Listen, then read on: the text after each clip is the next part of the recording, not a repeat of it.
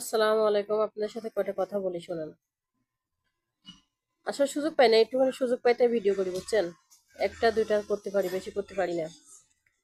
এই যে যারা বিবাহিত মেয়েরা যারা স্বামীকে সন্তানকে ছাড়ি প্রবাসে আসে, স্বামী সন্তানের সুখের জন্য প্রবাসে আসে। এই যে কত পুরুষে বউ বাচ্চা সুখের জন্য প্রবাসে আসে, তাদের বউরা যেরকম পরকীত নিত্য হয়ে যায়, সেরকম অনেক মেয়েরা স্বামী সন্তান ছেড়ে প্রবাসে আসে অনেক কয়টা টাকার জন্য। স্বামী সন্তান একটু ভালো থাকার জন্য, সুখে থাকার জন্য, একটু ঘর বাড়ি করার জন্য, সুখে শান্তি সংসার করার জন্য। সেই স্বামীরা কি করে জানেন?